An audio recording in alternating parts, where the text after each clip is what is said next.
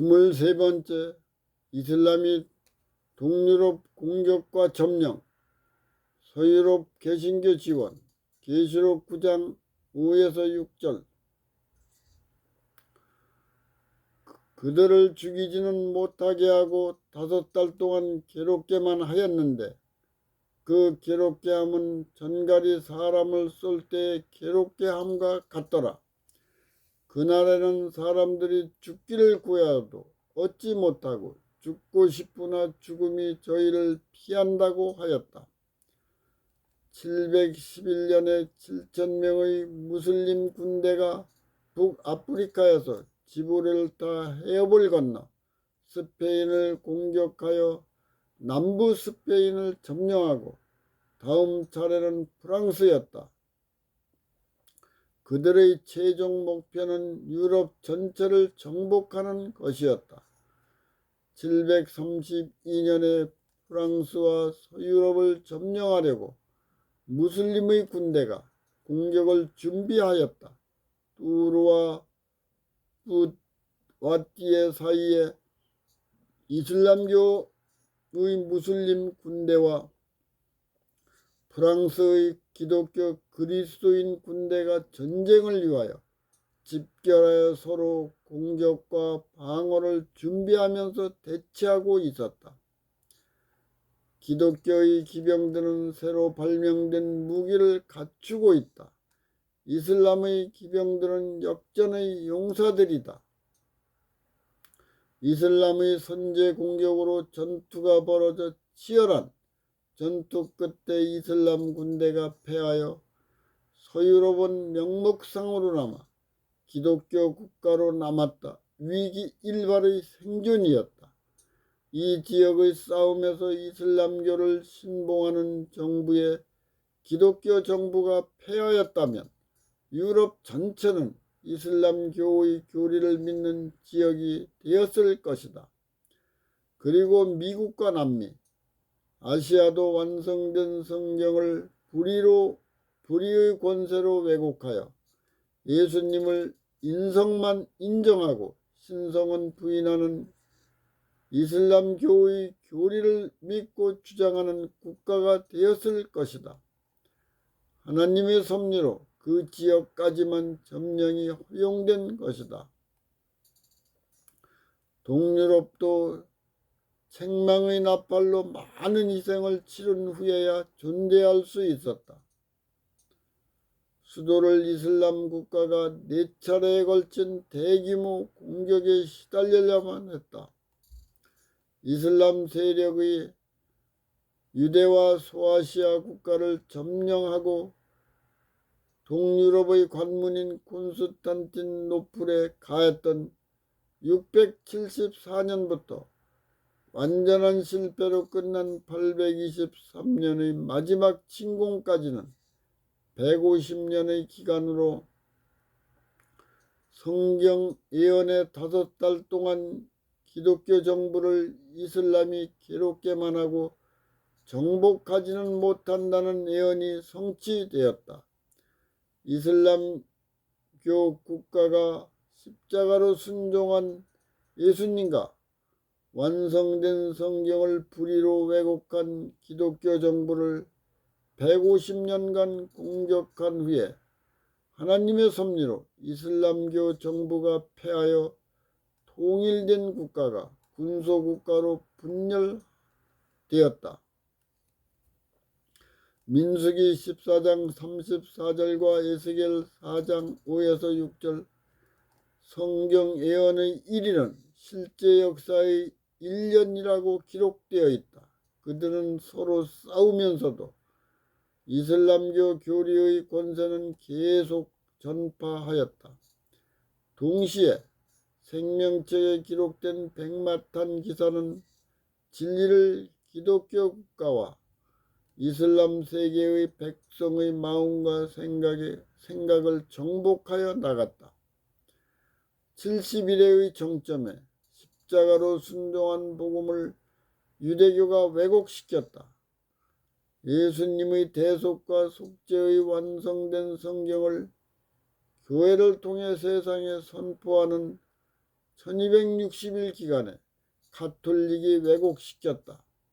2300주야 후에는 두 번의 십자가로 순종한 영원한 복음과 심판의 기별을 지성소에서 예수님이 밝히신다. 지성소에 회복된 성경을 열린 종교가 왜곡한다. 지성소에 회복된 성경을 왜곡한 결과 전인격의 회복이 불가능하게 된다. 계시록 9장 12절과 6절과 10에서 11절 첫째 화는 지나갔으나 보라 아직도 이후에 화 둘이 있다. 다섯째 인과 다섯째 나팔과는 대조를 이루고 있다. 다섯째 인에서 순교당할 때 하나님께 신원해달라고 호소한다. 다섯째 나팔에서는 이슬람교의 정부가 예수님을 떠난 기독교 정부 공격이 얼마나 참혹했기에 죽기를 원하나 죽음이 일정 기간 피한다고 했다. 재앙의 시간에도 하나님께로 돌아오면 마음과 육을 창조의 영광으로 회복과 성화시킨다는 교훈의 나팔이다.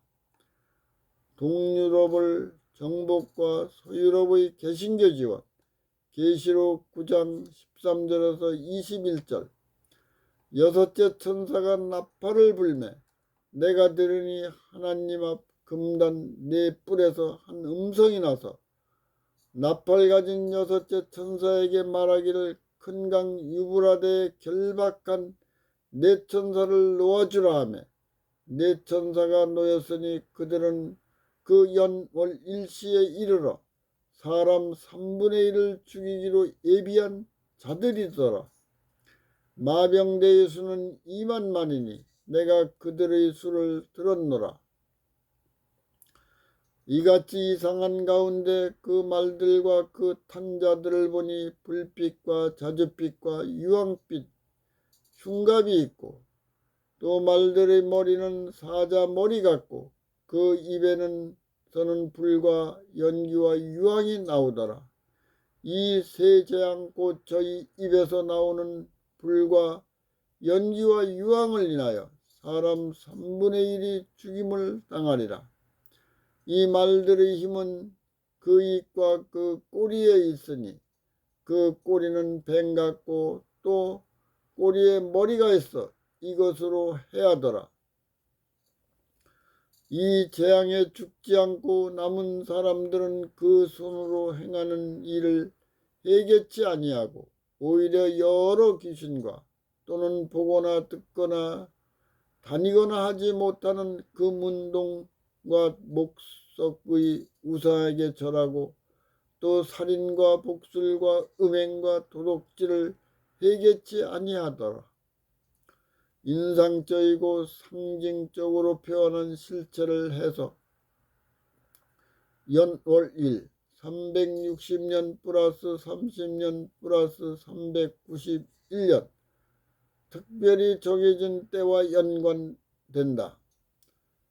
사람 3분의 1 비잔틴 제국의 수도 콘스탄티노플을 정복한다. 마병대의 수 2만만 2억 말을 타고 공격하는 많은 이슬람 군대이다. 유황 화약의 주성분의 하나는 유황이다. 연기 화약이 탈 때 연기가 많이 난다. 꼬리 화약이 폭발하는 힘으로 포탄을 긴 발사체를 통해 긴 발사관 밖으로 발사하기 위하여 사용한 포신이다. 이 긴 발사관이 요한의 눈에는 말이 꼬리처럼 보였을 것이다. 요한이 계시를 받을 때는 이러한 무의가 없던 시대이다. 약 1350년 후에 일어날 것을 요한에게 계시해 주었다. 인상적이고 상징과 그림자로 표현한 것은 실체와 밀접히 연관되어 있다. 십자가로 순종한 예수님과 완성된 성경을 왜곡한 동유럽의 기독교가 세운 바벨탑을 이슬람 투르크는 기병과 화학무기로 콘스탄티노플을 완전히 무너뜨렸다. 다섯째 나팔에서 이슬람 군대가 5달 동안 배도한 동유럽을 공격하여 혹독한 심판은 가했지만 점령은 못하고 경고의 역할만을 하였다. 천년경 셀주크 투르크 부족의 발흥 세력이 남부 러시아의 광대한 평원의 서쪽으로 이동하던 중 다른 세력의 저지를 받아 방향을 바꿔서 남쪽에 있는 이란을 정복하고 이슬람교 신앙을 채택하였다. 투르크족은 이슬람의 무슬림인보다도 호전적이고 공격적이었다. 그들은 동유럽을 공격하기 위해 서로 연합하였다. 투르크의 지도자들 4장수를 중심으로 분열하여 유브라데 강의 상류를 향하여 진군했다. 그들의 목적지는 기독교 비잔틴 제국의 심장부 소아시아였다. 그들은 포투스와 타우루스 산에 주둔한 비잔틴 제국의 수비대로 상당 기간 머물러 있었다. 계시록 9장 14절 큰 강 유브라데에 결박된 4천사를 놓아주라 했다.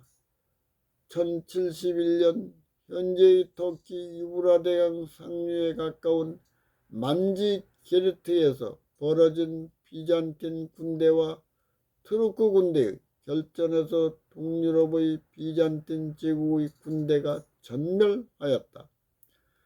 그 후 약 382년이 지났다. 1453년 5월 29일 비잔틴 제국의 수도 콘스탄티노플을 오스만 투르크의 술탄이 함락시켰다. 5째 나팔에서 패배하고 630년이 지난 후 이슬람교 정부가 기독교 정부를 점령했다. 그때 투르크의 주도권이 오스만과 그의 후계자들인 오토만들에게 넘어갔다.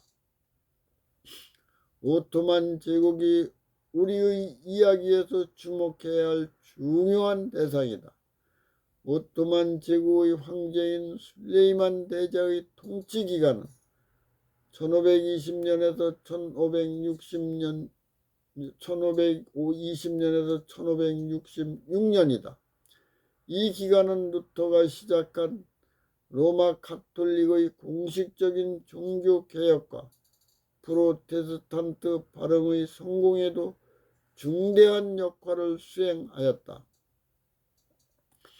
술레이만 대제의 통치 기간은 신성 로마 제국의 황제였던 칼 5세의 통치 기간 1519년에서 1556년과 거의 일치한다. 칼 5세의 세력이 강력해서 독일의 제후들과 교황까지도 두려워하여 오토만 제국의 술레이만 대자의 힘을 빌려 견제할 수밖에 없었다. 기독교 세력에도 지원함으로 프로테스탄트 운동의 반응기에 칼 5세가 정면으로 싸우지 못했다. 한 역사학자는 오토만 세력이 없었다면 개신교도 존재하지 못했을 것이라고 하였다. 1547년 루터 사망 이후 루터파에 속하는 제후들을 공격하여 무찔렀다. 그러나 개혁교회의 진리가 백성들의 심령에 뿌리내려 예배하는 자가 예배의식을 충분히 이해를 갖고 참석하였다. 오토만 제국은 300년 이상 서방과 로마 가톨릭의 공포의 대상이 되었고 개혁교회의 부흥에도 힘이 되었다. 그 세력이 약해져서 서방 국가의 지원이 없이는 존재할 수가 없었다. 개혁 교회의 존립 유지에 필요했던 그 순간의 절정을 이룬 것이다. 계시록 9장 15절 결박된 네 천사가 놓였으니 그들은 연월 일시에 이르러 사람 3분의 1을 죽이기로 예비한 자다. 연월 1은 1453년에 동로마 제국 멸망과 1840년 오토만 제국의 몰락과 2300 주야와 연관성이 있는 상징적 표현이고 여섯째인의 징조와 연관이 있다.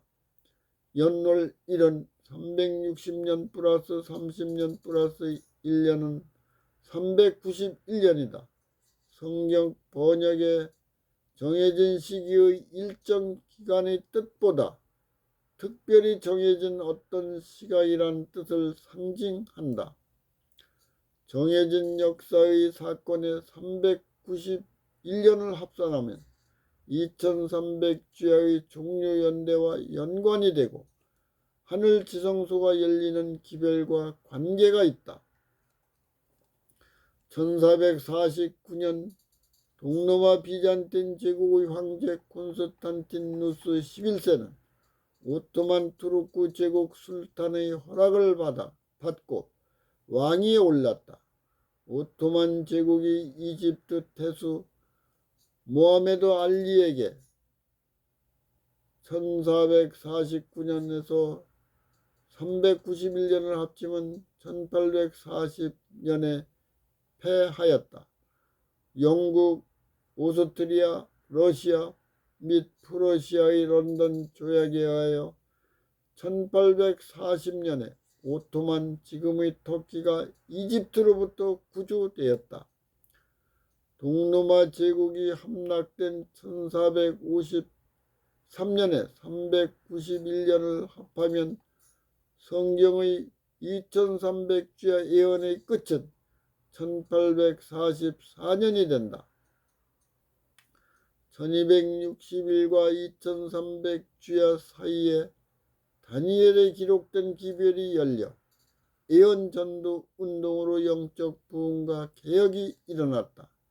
1840년에는 오토만 제국이 이집트에 패배하고 유럽의 기독교 정부의 연합에 의하여 회복되었다. 2300주야의 예언을 재림으로 해석하였으나 실망한 후에 예수님이 하늘 지성소로 가신 것을 깨닫게 했다. 다음 시간에는 24번째로 여섯째 나팔까지를 요약하고 부모의 중보 기도를 강의하겠습니다.